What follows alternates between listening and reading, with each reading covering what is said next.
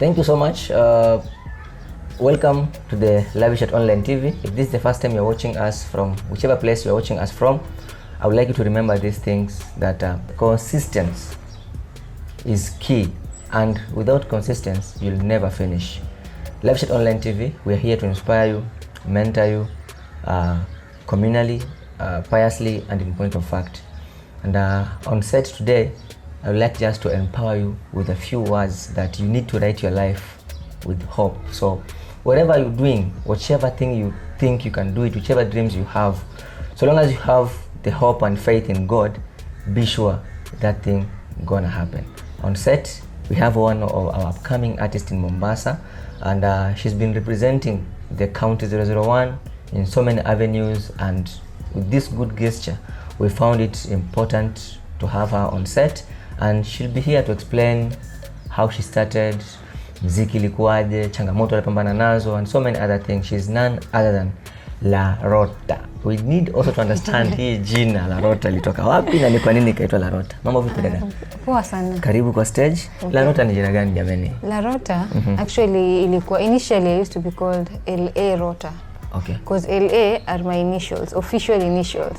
So, and I used to write L, the initial L and A, then Rota. Okay. So most people wakaanza combine like Larota. They used to read like Larota, and that is how the name came about. Versatility ya jina ndio ilifanya nikaipenda pia. Okay. It can fall in any language. Oh, na right. mtaelewa. Ulianza lini muziki na lini ukaja ukajua kama kuna talent ya kuimba?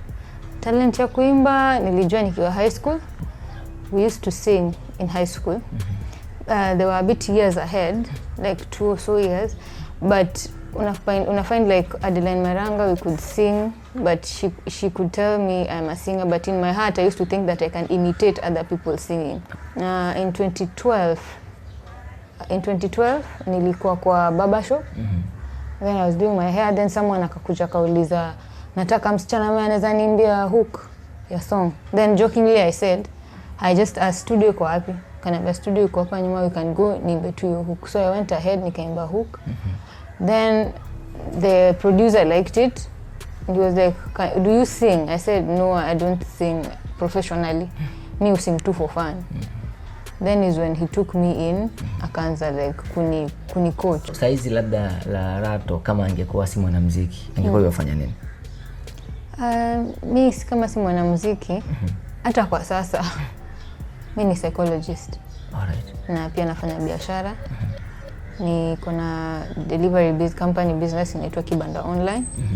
Then I'm also a freelance psychologist. Currently I just volunteer with Red Cross as a counselor, and sometimes I was volunteering at the mental institution in ilikuwa MTTI for the mentally challenged during COVID-19. Okay. So that is where I was based. Then till it was closed. So right now that is basically what I do apart from singing. For a long time nimeadmire Sanaipei.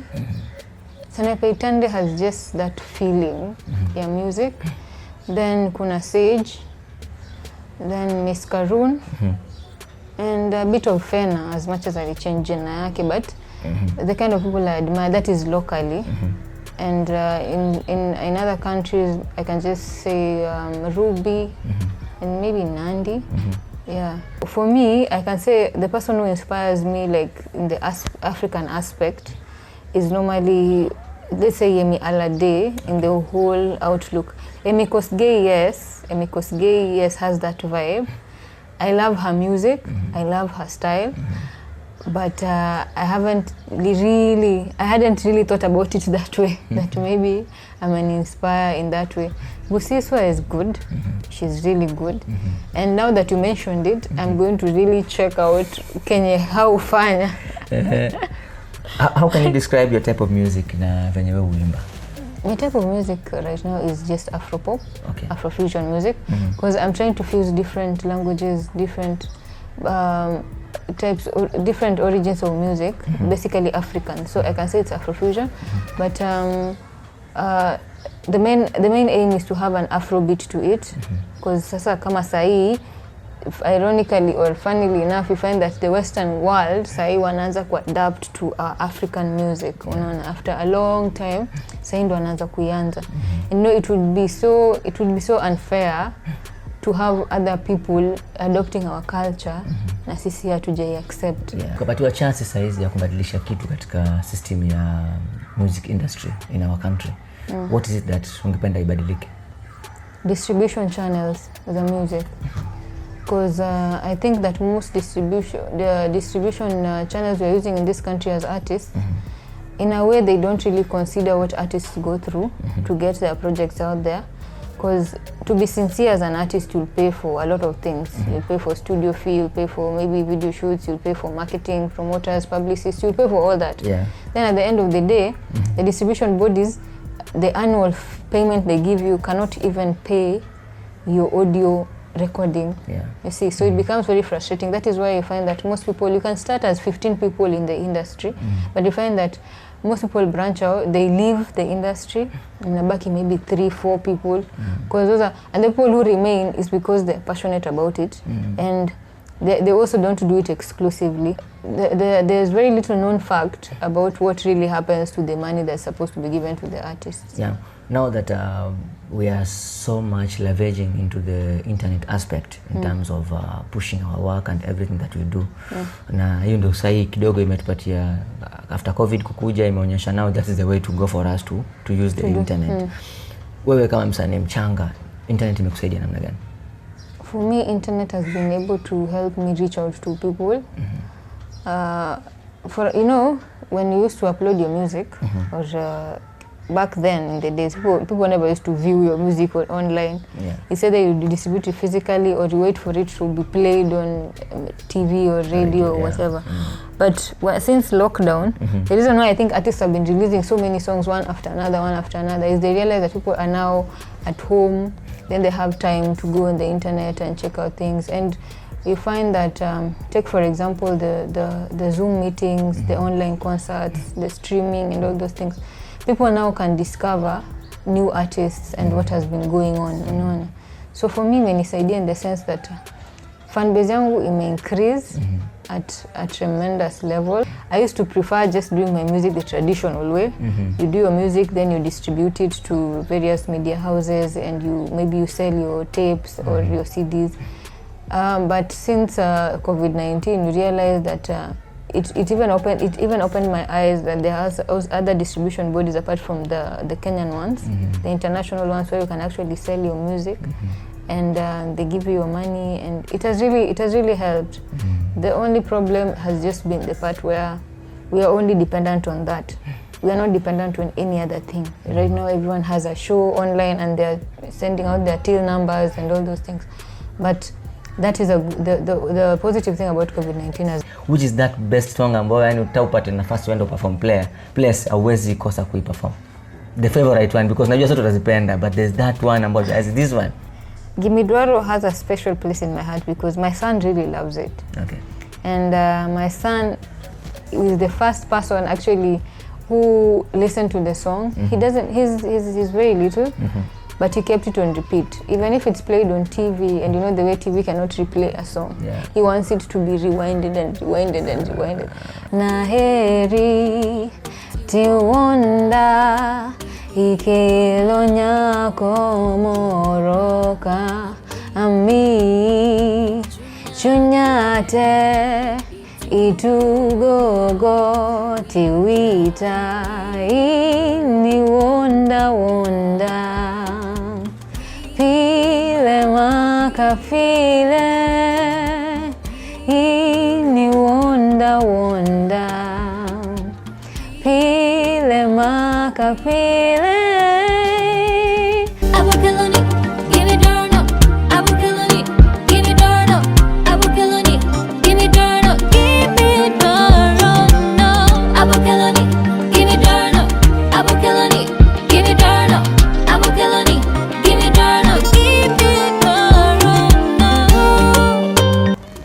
Gimme Dwaro means what you want. Which language is that? It's Luo. Alright. It's a song that I was planning to write it in Swahili, but Swahili wasn't really going well with it, so I went with Luo. It means it's a song that talks about love, betrayal, and adapting to what someone is expecting of you. Unaona siku hizi wasichana wanatakana wakue wakwe na career, wakwe pia housewife, wakwe a lot of things in one. So you find that satisfying someone can be very hard because you can't be all that, you know. So in this aspect, I will give you what you want. Is if you want me to be this person, I'll be this person. If you want me to be a career, I'll be that person. So long as if it satisfies you, yes. But what I know, it will never satisfy you. Yeah, that is what the meaning. That's the meaning of the song.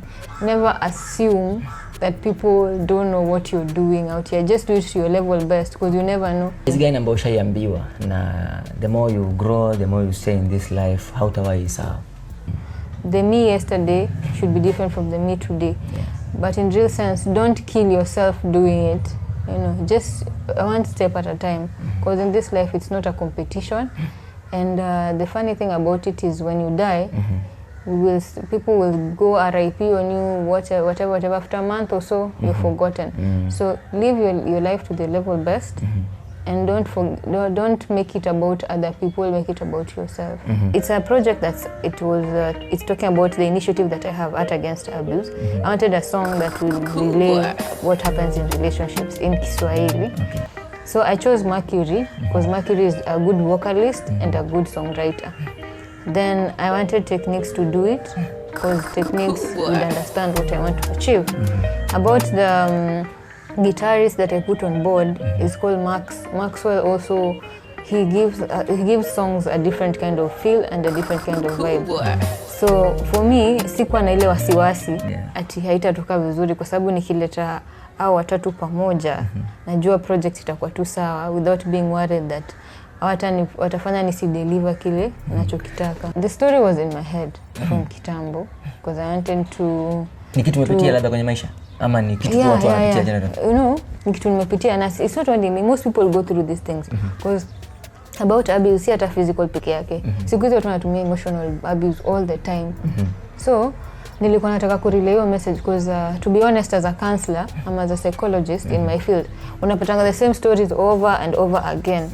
Huyu amenifanya hivi, huyu amenifanya hivi, either mwanamke amepiga mwanamume ama mwanamume anapiga mwanamke, either way, unaona. In Kenya we are doing it. Sanapei also has done it. There's a song that she did about abuse that's in the line of parents, but for me it was in the line of us guys. Why don't we agree in relationships? Mbona tusikizani?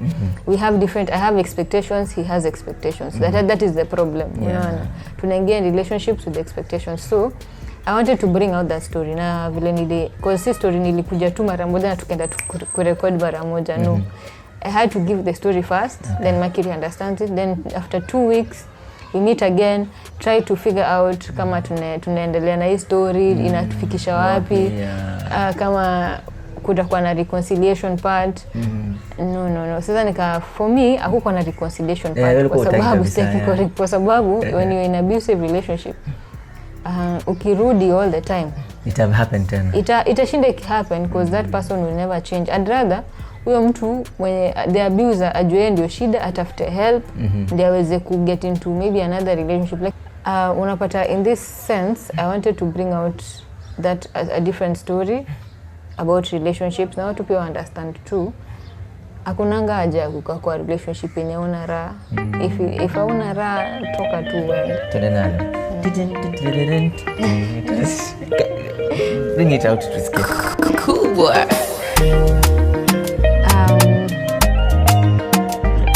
Nasimulipatia kibarua. Anyway. You are now in this. Bora kujieleza. Mimi mwenzako sina amani tena. Amani tena. Ulivyonidekeza njonjo na mahaba sipati tena unavyonikamua kama sinogi tena nisi hadi umeivua unazingua kwa sinogi tena midhaifu nahisi sijazoea vipigo na matusi mwenzako unanionea unavyofanya sio sawa inaumia unayonifanyia mke wako. So ni nini ambacho umejifunza kupitia ino ngoma tangu ulipoitoa mpaka sasa? Ni hype yake imekuwaje? Because imepokelewa fiti sana kwa jamii. Nimejifunza kwanza naweza imba Kiswahili. Yeah. Yes, and another thing nimejifunza ni kwamba one of the major things nimejifunza kwa such projects ni you get the right team. Yeah. You get the right product. Okay. Unaona? Kwa sababu mara nyingi you do projects and if someone does not understand kama haizi elewa kile unataka kuachieve, at the end of the day hauta achieve. Are you signed under Kubwa Studio or something? No, I'm not signed under Kubwa Studio. But if they were doing so, I would have loved to be signed there. Oh, right. Because right now they're not signing artists per se, but when they start, we always hope that we'll be one of those people who watakuwa considered waki-sign artists. But for now I'm working with them because kazi yao ni nzuri, so I'm always working with them most of the time, and techniques ananielewa, unaona, anaonanga. And if I need something, if this is the vibe I want, he gives you this. Like, are you in any management or so? Labda ungetaka upate management ama ni mtu akitaka kuinvest kwako saizi aseme Larota, this is what I want to do for you. Are you ready to pick it up? The management I have right now is it's just two. I'm working with two people. Okay. They're like they manage most of the things I do, projects, and they're able to help me know on what we are investing in and what we are not investing in. Okay. But right now, I would love to work in the team of people because as a musician, unahitaji so many people around you. Okay. As much as with different roles, PR, stylist, blah blah blah. But for now, my stylist, they're all freelance. They're not signed by me. They're still freelance. So when I need them, they come around. Okay. I have various songs. So and I have different fan bases. So watu wa Kizungu wanataka yao ya Kizungu, then watu wa Kiswahili. But I have like 5 projects pending that are coming. Are supposed to be done before the end of the year. Okay. So those are the ones that I'm planning to finish and do. But nyingi of course is Kiswahili, Afro. Okay. And there's mbili za Kizungu. So that is what I'm planning to do. And sitaki kuziharakisha sana kwa sababu you know kidogo tu. You have to, for now we are trying to push bora niende, then on to the next one, the next month, like that. Biashara ya nipe nikupe. Wewe kama msanii wa kike. Changamoto ishapambana nayo because kuna ile kwamba ngoma umetengeza ni nzuri, studio umeenda wataka kubisha lakini unaangalia wewe ni msichana. Si ndio? Sasa nitakufanyia hii lakini na mimi utafanya ABCD. Ushapambana nazo hizo? For me, sijapambana nazo pase sana because nikiingia muziki 2012 nilipatiwa warning. Okay. My dad was a DJ. Oh, okay. And my mom was one of those people who kulikuwa na kitu inaitwa Omega 1. Them days, so they used to run a lot of entertainment shows, and that is why hata mamangu alikuwa anataka niingie katika muziki juu anajua zile vitu zinaendelea kwa muziki. So the only way we were going to get into it professionally was to pay for our services. Okay. You see, do not go for free things, free rides at all. Ukienda kwa studio producer kwamba nataka hii pesa fulani, usianze kumwambia nataka unifanyie nusu na unikatie bei juu atakuwa na other expectations pia, unaona, atakwambia okay fine. And you know, I have also been lucky to work with producers who don't have those characters. Okay. Ukikuja tu pale wanamalizana naye professionally na kwambia wewe kazi yako ndi. Time I was in the Nairobi industry so much, kulikuwa na hizo a lot of when msichana fanya hivi tukutane huku tufanye, the moment you say no unapata project inalala and you can't beg. So I opted to like just invest because at the end of the day if you start like using tulikuwa nasema possibilities, you're sleeping around as a woman with a promoter, with the media personality, with the what, at the end of the day hata ukipata hiyo fame yenye unatafuta, you'll be like, what is your agenda? Are you looking for fame or do you want money? Those are two different things. You know? If you are investing in your music, ni easier ku seek returns kama una invest pesa yako. Lakini if you're just doing other things in the industry to get fame and you don't know about music business, inakuja na kusumbua kwa sababu at the end of the day you got the fame but you didn't get the money because these people don't make you they don't teach you on how to invest in your music na music business generally. If you invest, this is what you get. Because music ni biashara. You cannot say ati you will slip your way everywhere. It will be impossible. Hey, haki mimi naishingi na polisi fani. I rarely regret things, but what I can say is for me, I think if I was a reader,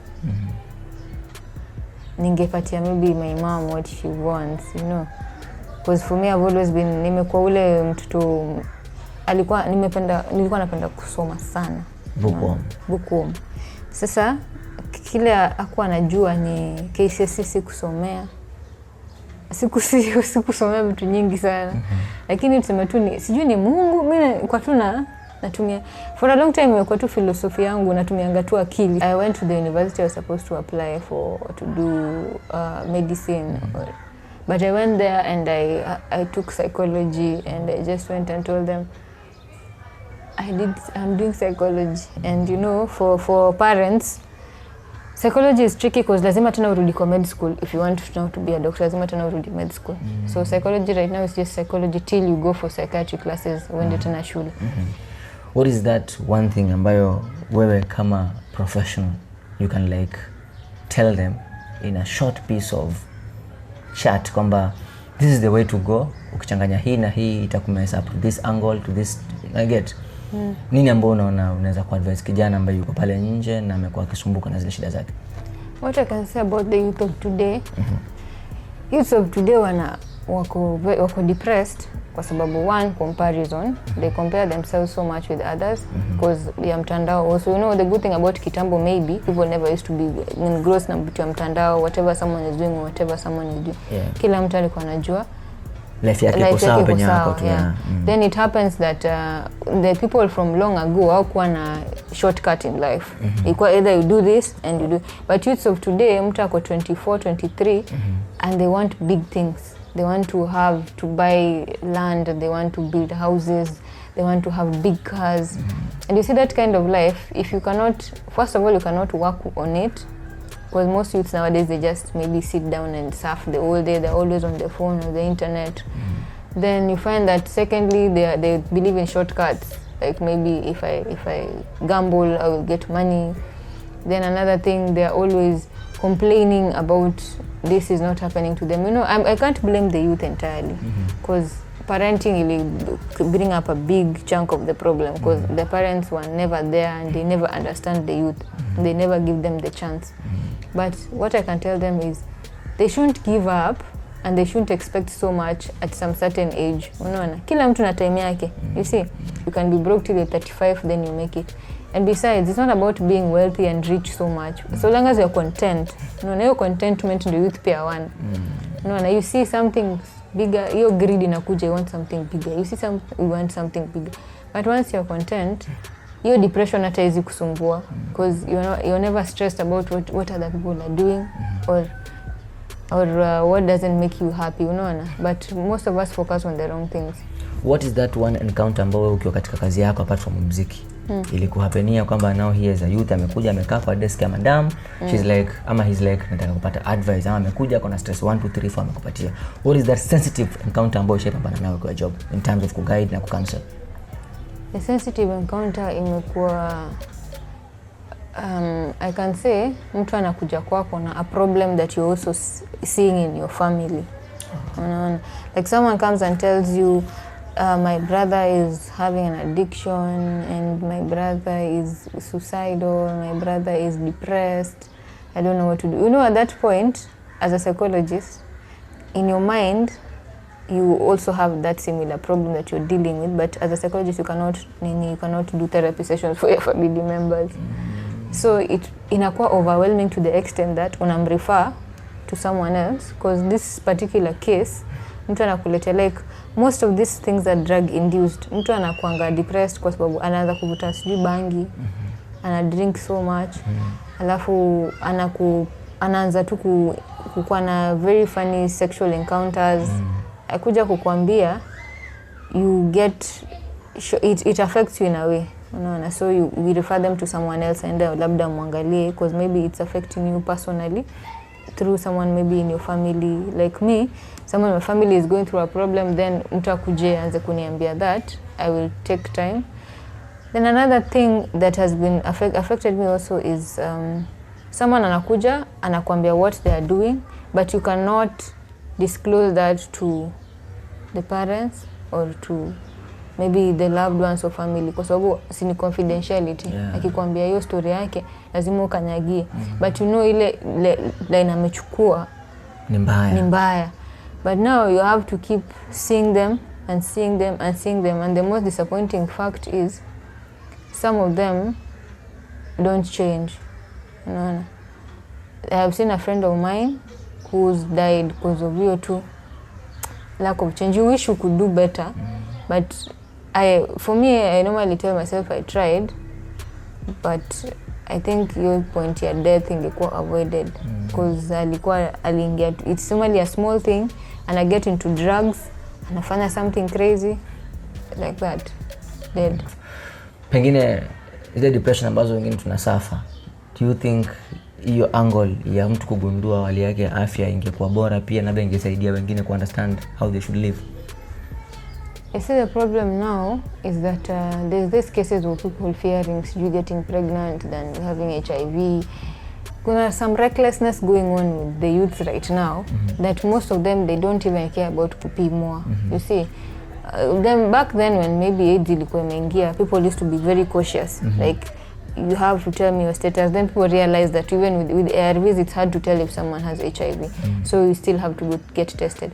But nowadays, youths go somewhere, they do drugs, they smoke weed, they recklessly get into funny sexual behaviors. And at the end of the day, they still don't go check their status. You see, they continue living there. It's just like some youths were saying, siku hizi HIV ni kama malaria, you know, which is very sad, because they don't know most of these diseases. Like, you don't know till you have it. You don't know what you have to go through during that time when you're sick.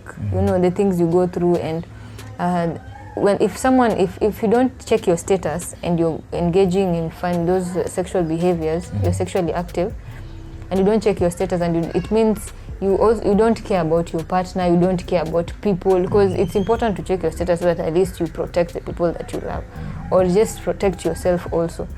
But the youths nowadays, I think it's more to do with what they've been exposed to. Apart from drugs, there's also the kind of music they listen to, the kind of movies they watch, it's too permissive. You just do whatever you want, whenever you want. And nowadays, they start having sex from 12 years old. So imagine a 12-year-old girl or boy starting to have sex at that age till they get to whatever age they want to know. How many maybe sexual partners will they have? Because you can't tell me that maybe this 12 or 13-year-old will get married to the person they have, you know. So you can imagine, and they don't also want to get married. People don't want to get married early nowadays. So you're having sex at a very young age, 12, you're still in school, so you might get pregnant early. Then you wait till like you're 27 or something, then you get married. Between these ages and you're sexually active, do you keep checking your status, or are you sure you're going to have one partner for the rest of this time? So it's a bit tricky. We've tried talking to the youth about HIV, but most of them are very dismissive about it. Wengi wao ukiwaambia HIV, wanakuambia now sasa kama right now, asema now there's corona. HIV ni kama malaria, HIV ni kawaida, unaona? Which that kind of mentality is very questioning. He's looking for a mentor. Anakuambia is yet to be empowered by the government entities. Anakuambia asanteka proposal. Yani hizo reasons after reasons. Wewe kama msichana mdogo, umesoma, uko na bidii ya job na uko bidii ya kupush talent yako iweze kusonga mbele, unaweza advise nini? What I can tell them is, if you have, kama uko na talent na unajiamini kabisa, usingoje sijui government ikusaidie. Kama sahi, there's no excuse for not making it. you're supposed to push yourself. Say online marketing is the real deal. Unaona? So if you're talented, you go singing, playing, doing live sessions on social media. People will see your talent and they will appreciate it. And that is where maybe unaweza pata sponsors, ama unaweza pata gigs. Yeah. If you're talented, don't keep waiting on people, waiting on the government, you think you might try to propose. Whenever you're good at something and you know I'm a musician, keep singing. You know you're a guitarist, keep playing that guitar. You know I'm good at making handcrafts, crafts and all those things. Do them and try selling them online. Market them online, because nowadays the real deal is online. Unaona? So don't wait for a big loan to start your projects or government entity fulani kusaidia sijui kusukuma nini yako. Just do it yourself. You never know, things can change. Larota, find me through across social media platforms is just Larota, even on Boomplay. Yes, and make sure you subscribe and watch and share. And if you feel my music, just contact me, we can talk.